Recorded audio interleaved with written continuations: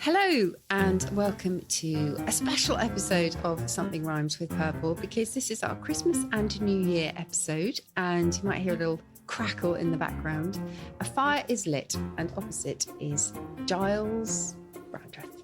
I'm excited to be here. I'm here in Oxford at Susie Dent's home, and she has lit a lovely log fire, and I can see the flames dancing about, and it's crackling, and it's all lovely and cozy.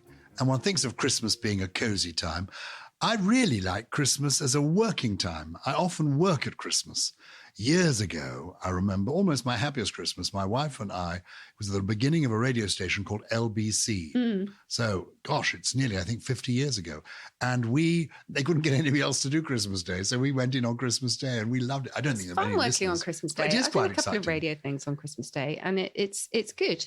And we're going to talk about Christmas words, obviously, and some New Year's words. You've got some games to play, which will be fantastic. What do you do at Christmas? Do you have a family Christmas? Yes, family Christmas. My sister is just a big kid at Christmas time, so she really kind of makes it. I mean, not huge, but lovely. Yeah, looking forward to it. Mine is huge, but lovely. With all your grandkids? 3 children, 7 grandchildren, all the in-laws. And they all come to you? It all adds up. Well, we're actually all going out this year for the meal because nobody wants to do any work. Yeah. And there are people apparently who are happy to work on Christmas Day, like me. And then after lunch, we've got this big challenge because, I got all my grandchildren to learn a poem for Christmas as a present. So I'm looking forward to that. That's a fantastic present to have. Which is very, very good. I mentioned, I didn't mention, I was going to call our listeners purple people there at the beginning. And a bit later on, we'll mention some of the brilliant suggestions that people have had as to what we collectively call our fantastic listenership. Can I just do something my father used to do on Christmas Day? Okay. This was his little test to see how sober people were before they decided to drive home. Yeah. Because once upon a time, you find this hard to believe, 60, 70 years ago, people were quite casual about drinking and driving. Happily, they aren't now. But really, people of my parents' generation, they thought it was quite all right to have a few sherries. And then if you could walk a straight line vaguely, you could go into the car and go home. And my father had a test for seeing whether you were sober enough to go home. And it was, on Christmas Day, you had to do a tongue twister or two. Oh. One of his favourite ones was this one. That bloke's back brake block broke. That bloke's back brake block broke. What's a brake block? Don't you want a brake block? Well, these were my dad's, so I think a brake block or something was in a car donkeys years ago. I've no idea what it is. Give us a go at that one, can you? That bloke's back brake block broke. That bloke's back brake block broke. Okay, you're safe enough to go in your car. I'll give you another one. Ted threw Fred 3 free throws. Ted threw Fred 3. Oh, it's even difficult to do once. Ted threw Fred 3 free throws. Ted threw Fred 3 what? 3 throws? 3 free throws. 3 free throws. I couldn't even get the sentence in my head. My God. There's another one like that. 3 free thugs set 3 thugs free. Quite difficult. Isn't it interesting how difficult it is? So I don't think either of us is sober enough to drive home. I'm still a bit befuddled to my cold, I have to say. So any kind of swadderiness on my part, which means when your brain's just a bit dull, forgive me. There are lots of lovely words associated with Christmas. I know a lot about Christmas traditions. I know, for example, that the Christmas season, in my book anyway, begins at the beginning of Advent. It begins on the 6th of December, the feast of St. Nicholas. St. Nicholas was the original Santa Claus. Up in the Nordics, he's known as Sinterklaas. That gives you Santa Claus. Exactly. And I know that the Christmas season officially ends on Twelfth Night, which is the 6th of January. And you should probably have your decorations down by midnight on the 6th of January, though some people, real traditionalists, say you can go on having your Christmas decorations up until Candlemas, which is the 2nd of February. So that's the Christmas season. Tell us something about the Christmas words. What are your favourite Christmas words and where do they come from? Oh, I have so many. I often feel like the party people when it comes to Christmas words, because some of the most romantic ones actually have quite yucky beginnings. Mistletoe, famously. It originated from the perception centuries ago that mistletoe plants would burst forth as if by magic from the excrement of the mistle thrush. So it seems mistletoe would only appear on a branch or twig where birds had left their droppings, because mistle is related to the German Mist, which is dung, essentially. So it's dung on a twig, mistletoe. Years ago, on Christmas Eve, I appeared on the BBC Radio 4 programme, the Today programme. donkeys years ago, this was, and to talk about the traditions of mistletoe, where it came from, and the power of holly and ivy and mistletoe. And I was saying, oh, what you must do with your mistletoe is you can make a most delicious Christmas drink, mistletoe tea. I was inventing this, just rambling on. And I said, all you need to do, delicious hot, boiling hot water, dip in your mistletoe. Ooh, a lovely beverage for Christmas. Within minutes, the airwaves people were are saying it's poisonous. It's deadly poisonous. Oh, no. It will kill you. So people must know that mistletoe tea is deadly. I did recommend it once to the nation. But now we have so many people listening. Did you hear last week we passed the million listening in mark? So isn't that fantastic? Chuffing. Do you think that's a word, chuffing? I think it is. Chuffingly. We're chuffed by that, but we don't want 1 million people dying over Christmas as a result of me recommending mistletoe tea. You might also perhaps want to stay away from Yule Bros, which was a kind of seasonal porridge made from oats, but the juices of boiled meat were poured over it. Sounds quite disgusting to me. Is this Yule as in Yule? Yes, I'll come to that in a second. Good. But the tradition was to put a ring in this bowl of Yule Bros, and the person who got it in their spoon was the first who was due to be married, according to superstition. Oh. But Yule itself is quite nice. It comes from an Old Norse word, Jol, which was a pagan festival at the winter solstice. When we adopted Christianity, we simply changed the nature of the festival. It lasted longer. But jolly may be linked to that Yol. So jolly and Yule quite fittingly might go together. Oh, so having a jolly Yule is another way of saying have a Merry Christmas. Yeah. Have a jolly Yule. That's a bit of a tongue twister itself. The gum glue grew glum. The gum glue grew glum. Have a jolly Yule. Do you ever? Well, of course you do. You toast people, don't you, at your Christmas I'm lunch? I'm partial to a toast. Me too. Shall I tell you where that comes from? Yeah, I'd love to know about One of my favourite stories, really, because it's simply, you sort of think, oh, this couldn't possibly be literal because it sounds too outlandish to be true. But this one absolutely is, because in the olden days, pieces of spiced toast were put into wine to improve its flavour. And it moved on to become a tribute because when someone was being celebrated, they added flavour to the company. That was the idea, is that they brought a little bit of spice and good taste to the company. So we'd toast them, and originally we would toast them with bits of spiced toast in our wine. So you had a sort of lovely glühwein or hot wine, and you popped a bit of toast in it, which was spicy. It may not have been hot, and also it may not have been that nice. So it may have been that it was quite cheap wine that you needed to improve. You spiced it up with the toast. Yes. Oh gosh, where to go from? So partridge is another one that always makes little children snigger, in my experience. Makes you feel a bit less romantic, certainly. A partridge in a pear tree, because there's a verb in French, péter, which means to break wind. And the ancient... As in part rhyming with fart. Is that it? Partridge. Partridge, yes, it eventually gave us fart. It gave us all Did the word sorts of partridge things. give us fart? It gave us, no, not partridge, but péter. Péter. Yes, and also petard. Hoisted by your own petard could essentially be exploded by your own windy pop. And there was the famous man called Le Petomane. You've heard of him? No. This is true. Check this out. Wikipedia this. Google this instantly. You'll think it's just another of his stupid stories. It isn't. This is based in reality. There was a French Victorian entertainer called Le Petomane. And Le Petomane's feature, what he did was he could break wind. He was not the phantom farter. He was the professional farter. On stage, he would come on wearing a leotard, but with a little gap by his posterior. And he would come on stage and he would break wind to music. And the climax of his act is people would come on, this is true, come on carrying candles, a lit candelabra, and Le Petomane would bend over in front of the candles, break wind, and blow out all the candles. That's what I call a Christmas show. Le Petomane. I will come and see it if you decide to reenact Monsieur Petomane. Anyway, yeah, because I think what the relationship with partridges is because the whirring sound or the churring sound of the bird's wings when taking flight reminded people of breaking wind. So there's that connection there. So a partridge in a pear tree is not as romantic and beautiful as it sounds. As you might think. What else do we have? We have punch. Do you like a spot of punch? Well, for my toast, or paint stripper? I like a punch with the spiced toast in it, and I raise my glass of punch when I'm saying Merry Christmas to one and all. Okay, well, punch has a lovely exotic past because for Europe, India was this kind of special exotic pantry, really. It was full of spices and elixirs and strong flavours. And when the East India Company was given a royal charter by Queen Elizabeth to trade in Asia and the Pacific, all sorts of Indian words came back. And this was one of them, because punch is from Sanskrit, where it means the 5 nectars of the gods. Probably bears no relationship with the stuff we drink today. But punch was originally made of 5 ingredients: milk, curd, butter, honey, and molasses. Punch, 5 nectars of the gods. Oh, wonderful. It's quite nice, isn't That's it? a punch. And just while we're drinking, I'll just finish off one with carousing. I love this one just because I love German, as you know. Carousing goes back to the German Garaus trinken, which means to drink to the very last drop.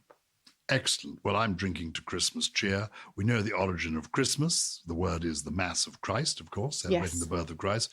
Boxing Day, always controversial. As a child, I really did think it was something to do with boxing matches. Oh. It is in some way connected with charity, isn't it? The Christmas box left in the church where people give donations for the poor, and those boxes on the day after Christmas or at Christmas time were broken open and the money distributed. Is that the sort of thing? Or is yes, I think that did happen. I think the most traditional explanation essentially is that the richer households would give boxes with all sorts of presents and food, etc., to their staff on Boxing Day. Also, boxes were distributed to troops who were away at war. So lots of boxes, but yes, the idea certainly was of giving, which is lovely. A box full of good things to give away. Any more Christmas words before I give you a Christmas game? Do you vamp it up? What about Christmas parties? Do you vamp it up a little bit? I vamp it up. That's interesting. Well, I ramp it up. Do I vamp it up? I thought a vamp was a sort of lady of who sort of made doe eyes at you. Well, originally it was. But it's a 20th century shortening of vampire. No. Yes. The vamp. There is a different kind of vamp which involves shoemaking as well, and something to do with leather uppers, I think. But yeah, she's a vamp. It's simply shortening of vampire. It's not very nice, is it? No. Well, I shan't be vamping it up this Christmas. Okay. But of course, party games are part and parcel of Christmas. Yes. And I love a party game. I like a simple party game, like getting everyone to do tongue twisters. I haven't done very well with you there. You know what the most difficult tongue twister in the history of the world is said to be, don't you? No, tell me. The sixth sheep's sick. Are we allowed to read it, or is that cheating? No, I can let you read it. There it is. It's the sixth sheep. Oh, say. You know the first job I had on radio? I think I must have told you this before. Years ago, live radio. No. I was playing a young policeman, Saturday afternoon theatre, live radio. I came up to the microphone. I was playing this young detective, only had one line. This was my one line. That was the chair Schmidt sat in when he was shot. I said it too quickly. Are you serious? I am serious. That's why I had to give up. That was the chair Schmidt sat in. When he was shot. Yeah, exactly. It's a difficult line. On live radio, if you get it wrong, you don't work for 30 years. That was my fate. Try this one there. The sixth sheep's sick. The sixth... Oh, say it again. The sixth sheep's sick. Not bad. I mean, I love it. The simple ones are often the best. Often, red lorry, yellow lorry. Yes, red lorry, yellow lorry. Shall we play a proper game? Okay. Well, I tell you what, I've got quite a nice game here that is a game you can actually play on your own. Yes. Can I just say, while we're talking about people on their own, because obviously there are lots and lots of people who spend Christmas, some happily, some not so happily, on their own. And Sarah Millican, the wonderful comedian, does a fantastic thing. She's Spike's daughter. That's actually a good question. Millican, it's Millican, sorry. Spelling. Duh. Gosh. I've been fooling people all year, introducing my friend Lionel Blair, who is 90. As Tony Blair's And I say, this is dad. Tony Blair's dad. And younger people think, oh, how interesting. I knew he had some show business connection. Because, Sherry Boots, his people wife. Believe what you say. I learned, I have to say, quite early on in our countdown relationship, that when you say, yes, that was coined in 1872 by such and such, I would think, what, really? And then I check the OED. Well, this is why. You are the master of persuasion. Well. Anyway, going back to Sarah's thing very quickly. Yes. I'm not sure if it's on other platforms, but certainly on Twitter, #joinin. And it's like a giant conversation on Twitter between people who are on their own. They get talking to each other. They get talking to Sarah and other people. I'll be on there for a bit. And it's just such a lovely, lovely idea. She does it on New Year's Eve as well. So games that people can play by themselves. Excellent. Well, this This is a fun game, I think, because it's a game that can involve one person, or on Twitter, two people, or you could yes, they could play with the join in hashtag. Absolutely. And the idea is to go through the alphabet, doubling letters. So you've got to think, I'll give you an example. I want you to come up with the shortest word you can that contains two A's. I want you to double the letter I give you. Okay, well, the obvious one is aardvark. The shortest word. Oh, the shortest word. That's the trick. So that's very good. You play aardvark, and I'm now tweeting you or phoning you up. Yes. And with a shorter word. I failed already. You failed already because I'm coming up with bar, Oh, I see. It doesn't B-double-A. have to begin with it. No. Okay, got you. And the idea is we're going to go through the alphabet together. Mm-hmm. We won't go through the whole alphabet. People can do it on their own. And you've got to come up with a word that contains two letters, but it's the shortest word you can. It's quite challenging when we get down to Q.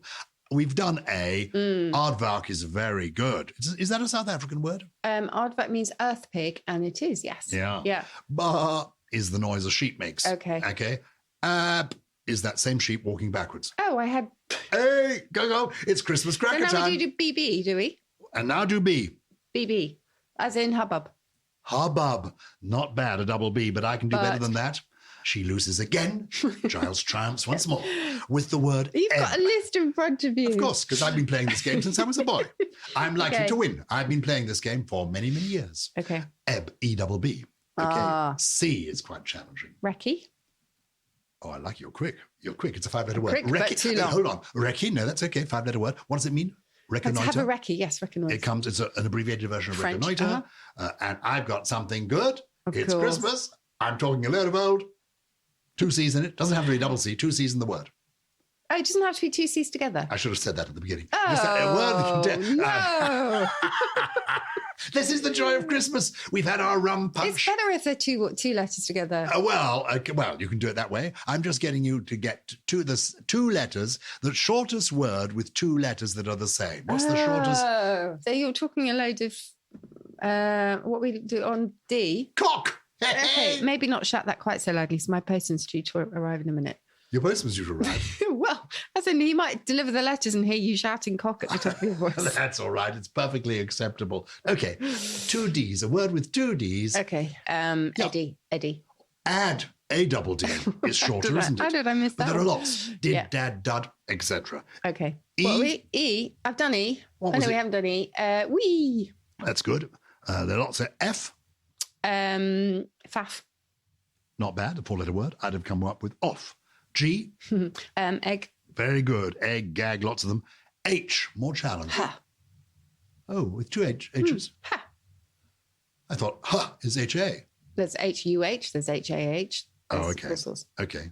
Yeah, I suppose so. Yes. Have I beaten you? You have beaten me. I was going to offer high. I won that one. H-I-G-H. I. Iris. Oh, very good. Mine's longer. Icicle. Oh.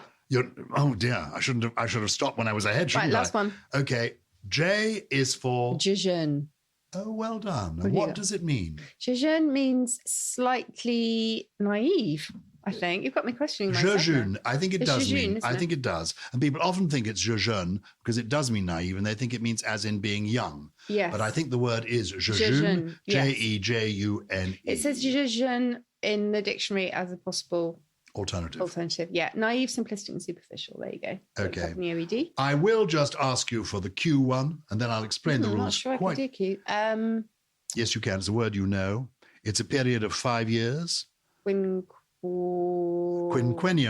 I said. A Thank you. quinquennium is a period of 5 years, I think I'm right in saying. Okay. It's a fun game. So the idea is you've got to go through the alphabet. Yes. All you have to do is go from A to Z, from bar to jazz, where there are two letters in the same word as short as you can. Mm-hmm. We can do the Dent variation, which is have those two letters consecutive. Mm-hmm. When you have mastered that, I invite you, listeners, if it's on Boxing Day, to take the frequency to 3 letters, because the task becomes significantly more difficult, but it can be done. I'm just asking you to do it with the letter A. I'll answer it for you. Banana. Oh, nice. And for Z, zzz.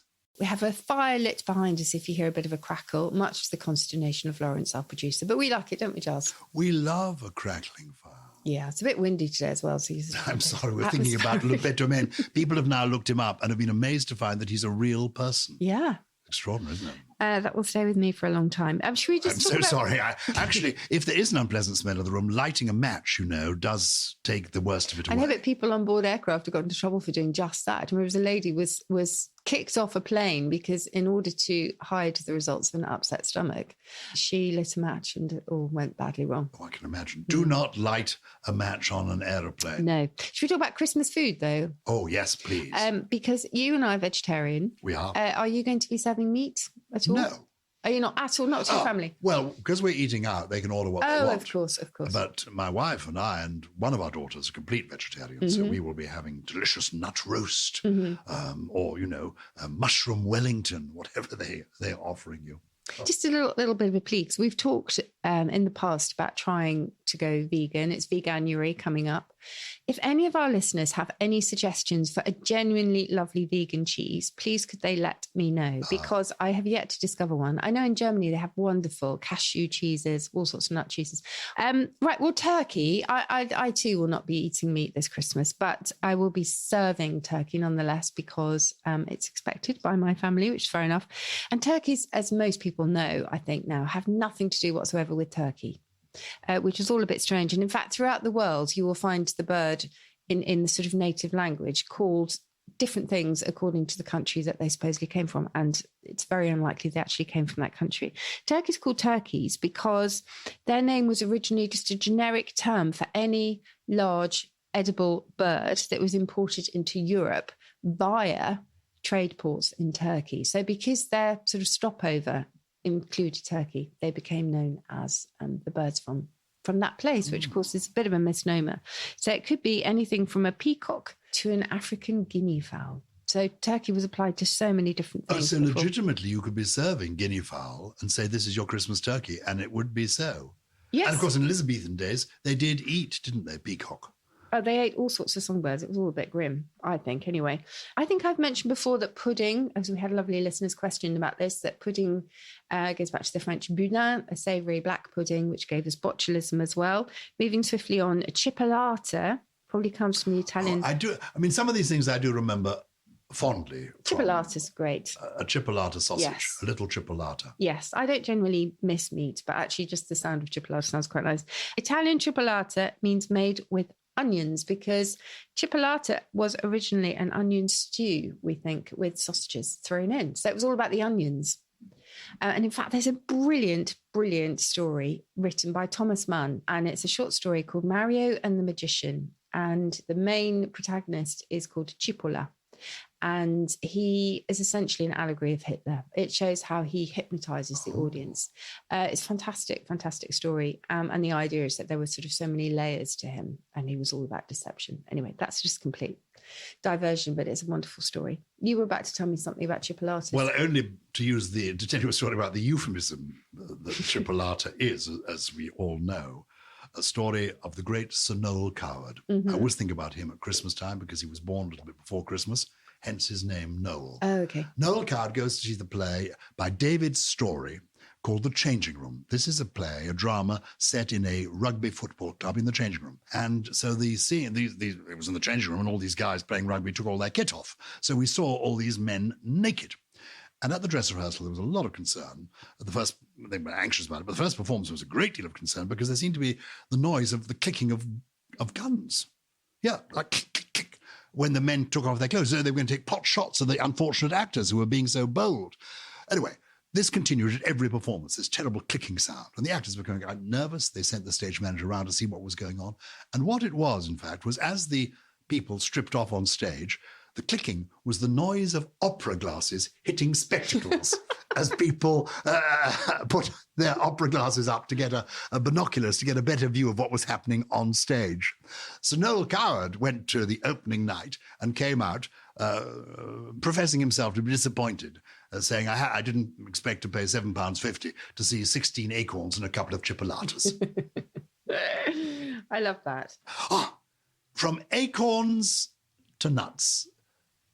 Yes. What have you got to offer me? Never mind the nut roast. Well, it's going to be chestnuts. Isn't it? Yeah, I will be having a nut roast. And also, we will be having chestnuts with our Brussels sprouts. You love sprouts? I adore sprouts. Do you know, the sprout is the great underrated vegetable of our time. Well, definitely be having chestnuts. And have you ever wondered why a frequently repeated joke or an old...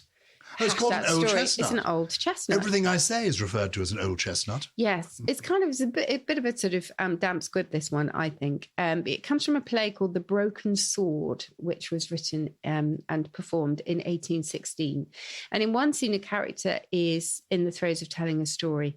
And he says, when suddenly from the thick boughs of a cork tree, he's interrupted by another character who says, a chestnut, Captain, a chestnut. This is the 27th time I've heard you relate this story. And you invariably said a chestnut till now.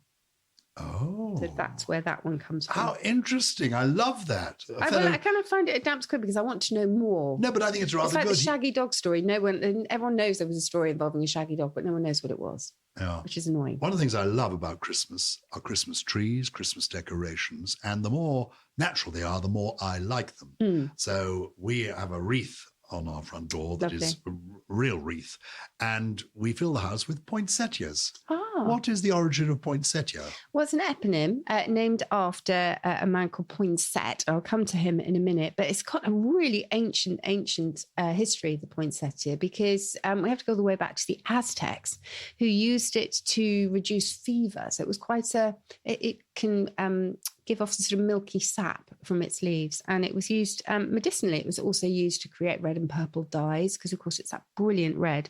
And it said that Montezuma, who was the last of the Aztec emperors, was so captivated by it that he'd have caravans of poinsettias shipped over to him because he couldn't grow them at the high altitude, or his people couldn't grow them until there. It was called something completely unpronounceable in Aztec. We get avocado from Aztec, and that was an ahuahuel. I really can't speak Aztec, unfortunately. This one was known to the locals as Cuetlaxl. Oh, yes. I'm sorry, it's spelled... We were doing tongue twisters earlier. Cuetlaxochitl. So Cuetlaxochitl, or something similar. No I'm wonder sure it's I need to called find a out how to poinsettia. speak it. And poinsettia is the person who brought it over from Mexico. Yes, there's a lovely legend, though, going back to Aztec times, which is that a young girl called Pepita was going to her village to visit the nativity scene at the chapel, and they didn't have enough money to buy a present to give the baby Jesus at these nativity services. So she gathered just some roadside weeds, formed a bouquet from those, and gave it in love, even though it didn't look particularly special. But it said that upon entering the chapel and giving the bouquet, the roadside weeds miraculously turned into a bouquet of these beautiful red flowers that they pronounced in that, for us, unpronounceable way. But yes, Joel Roberts Poinsett was a botanist. Joel Roberts Poinsett. Yes, and he introduced it to the US. He was the first US ambassador to Mexico, which is how he encountered it. And the rest is history. Wonderful. A lot of flowers are named after the people, aren't there? I've always found it odd that we call... Magnolia. A magnolia? Who's that named after? Mr. Magnolia? I think it's called Jean-Pierre Magnol. I know that the dahlia is named after Mr. Dahl. Why don't we call it the dahlia? It should be the dahlia. We should. Have I got time for one more? Oh, yeah, New Year. Then we're going to have one more game before we have your words of the week. Yes, one more game. Well, what do you associate with New Year, really? Do you celebrate New Year? Yes. Okay. Because I'm an optimist, I look forward to New Year. I'm going to do what I wanted to do next year. Next year is going to be the year. Every year I say this. Every year. The year that we get to number one. Oh, we get to number one. It's going to be our year next year. Well, actually, this hasn't been a bad year for us. I mean, I'm such a lucky person. Every year seems to get better and better and better. Yeah. But the joy of getting older is that you feel freer. And I'm going to let loose my inner anarchist next year. That's me breaking wind into the microphone. My New Year treat. Just the yellow vest of 2020. Old Lang Syne. Old Lang Syne is beautiful, isn't it? And often people wonder what that means. Simply, I think probably from Scots can be old long since or long, long ago, days gone by. So it's quite wistful. And we've mentioned before on the programme that January is named after Janus, the god with two faces. He's looking both ways, looking back at from last. him. Yes, Yeah, he looks forward to the new year and back at the year past. Lots of New Year's words, one of which is probably my favourite. The result of a lot of wine or drinking on New Year's Eve is calopsia. And calopsia is the state of mind where everybody and everything looks beautiful. Oh, lovely. It's kind of almost like beer goggles. I'm in a state of calopsia. It's lovely, isn't it? Do you stay up till midnight always? Not always. I'm going to Scotland this Christmas, actually, so that would be nice. Oh, that is fun. New Year. Because they take it much more seriously up there. Hogmanay, they call it, don't they? Yes, Hogmanay. And we have a Hansel as well, which I think is possibly from Scottish, and it's really nice. It's a New Year's gift. Oh, I think you were going to say Hansel as in Hansel and Gretel. No, it's... What is that? How do you spell Hansel? It's hand and then cell. So it's something that you carry in your hand. It's a gift from your hand, if you like. Ultimately, it goes back to Old English. And it's just a good... you can wish someone good Hansel, but you can also give them a New Year's gift, which would be a Hansel, which I quite like. So there you go. That's Scotland. I'm really looking forward to going there. Do you have one more game for us? I've got a game to play, and you can play it really any time over the holiday season, but it's a good Boxing Day game, or indeed a good New Year's Day game. When you can't think of anything else to do, get yourself a piece of paper.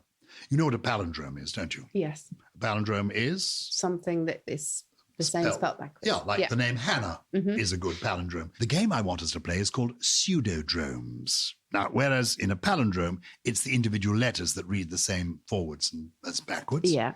Hannah, Eve, that sort of thing. In a pseudodrome, it's whole words, sentences, and the sentence can be read forwards or backwards. I'll give you an example. Bores, and some people think that people who play games like this are bores. Bores are people that say that people are bores. Bores are people that say that people are bores. Isn't that interesting? I see what you mean. You write those words not the down. Letters, it's the bores word. are people that say that people are bores. You can read that forwards or backwards. Now, I can do a more subtle one here, and this is one I'm rather pleased with because I think it's my own invention. Does milk machinery milk does? I'm going to give you another one. Okay. So patient to doctor a patient so. So patient to doctor a patient so. A really patient doctor, so patient a doctor a patient so. Women understand men, few men understand women. That's a good one. That's 1, 2, 3, 4, 5, 6, 7. 7 words. Women understand men. Few men understand women. Have any listeners been in touch? Yes, we put out a plea for a term to describe our listeners because I much admire Mark Kermode and Simon Mayo in their lovely Wittertainment podcast, and they just have a real community going, and it would be great for us to have a label for our listeners, don't you think? So we've got some great suggestions here. We have from Phil Galsway, Purple Nurples. Purple Murples. Purple Nurples. Nurples. We have from Charlie Chalkley, who sent us a lovely poem. Thank you, Charlie. Shrimers, which is a mashup of the title. Someone called Tal gets a bit more creative with sea purples because we're attempting to return to the source of words, much like a sea turtle attempts to return to the seas. Lovely. Oh, I like that. One of my favourites here, I think, from Laura Palmerstedt, The Perplexed. Oh, I like that. That's very good, isn't it? We are the perplexed people. Perplexed. I like it. And from Stuart Norman, The Pompadours, because in the British Army, the Essex Regiment, says Stuart, used to wear purple collars and cuffs on their uniforms. They were nicknamed the Pompadours because apparently Madame Pompadour's favourite colour was purple.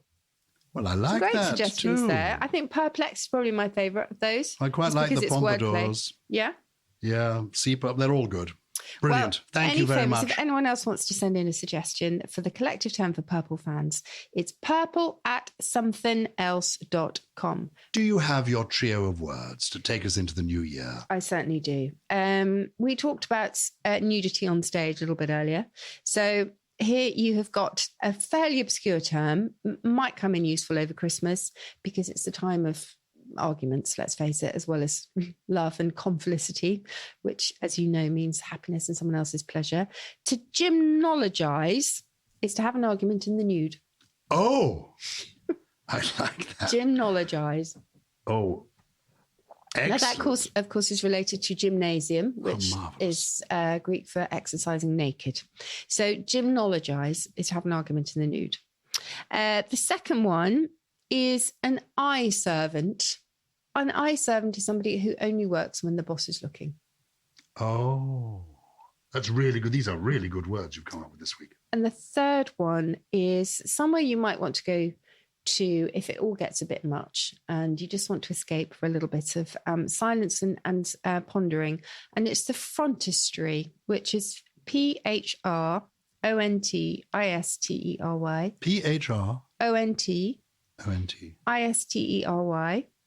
Oh, frontistery. And it's a place for contemplation. It could be your loo, could be your shed. Under the duvet. Under the duvet, for your frontistery. Mm-hmm. After your game of gymnologizing, you go for some frontistery. I like that. Where do you go for contemplation? I tend to go to my little study. It's got my books there. Yeah, I think so. I go for a walk. I'm a great walker. I go to the coffee shop and order tea, actually. Yes. Gaze into the middle distance. Are you going to return to coffee? Is that your New Year's No, resolution? I'm not returning to coffee. I'm sticking with all. I'm going to be giving up more things. No, Yeah. I'm embracing more things next year. Well, look, we are going to be back on, I think it's Tuesday week. Yes. And also we're going to be live somewhere quite soon on the 14th of January in Islington in London, which, given that we have listeners literally all over the world, a lot in North America, a lot in India, fly in from around the world. Meanwhile, Merry Christmas, Happy New Year. I'm Gyles Brandreth. This is Susie Dent. And please, if you did enjoy this podcast, it'd be great if you could give us a nice review or recommend us to a friend. And if you have a question you'd like us to answer or would simply like to get in touch, you can email us, don't forget, at purple@somethingelse.com. Something Rose with Purple is a Something Else production. It was produced by Lawrence Bassett with additional production from Jemima Rathbone, that's a new one, Steve Ackerman and Gully. I'm off to my frontistery. Frontistery. Oh, frontistery. Frontistery. It's not the patisserie, it's the frontistery. There you are. I got carried away by the idea of the gymnology.